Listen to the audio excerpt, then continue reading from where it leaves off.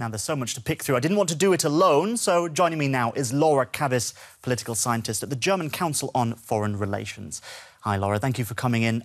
First question, is Turkey in crisis?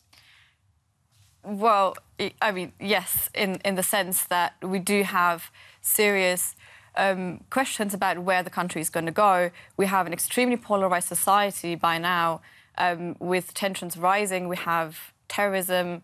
We have generally a very volatile security situation, and the economy is not doing as well as it used to. So I guess summing up, you could speak of a crisis in there.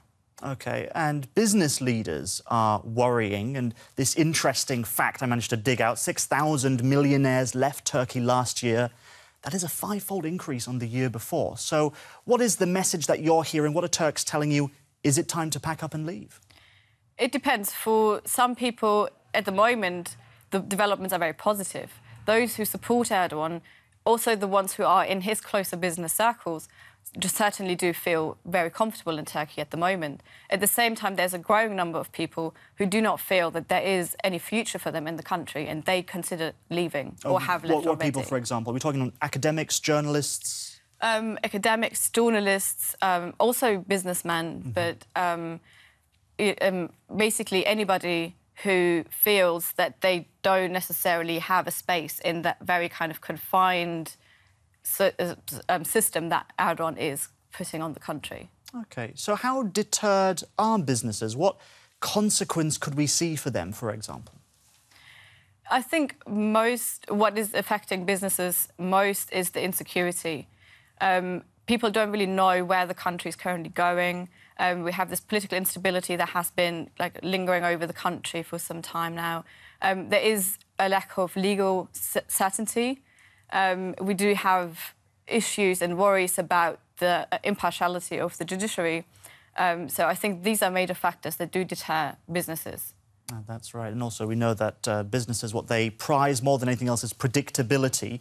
But if we move on from that, the economy, as we've seen, has stumbled in recent years. So are voters attributing the blame to Erdogan or seeing him more as the solution?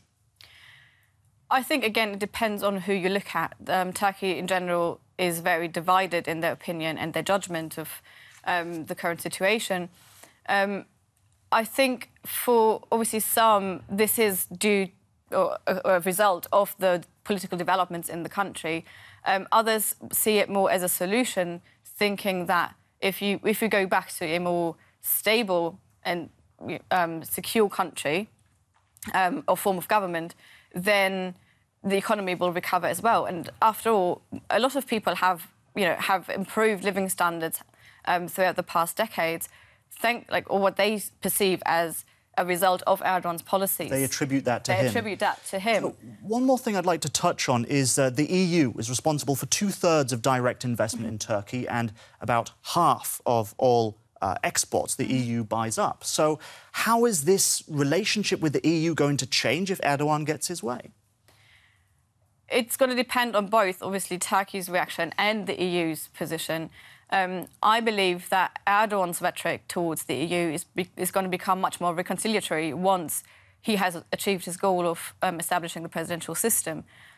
Because, in my opinion, a lot of the current rhetoric is more a campaign strategy.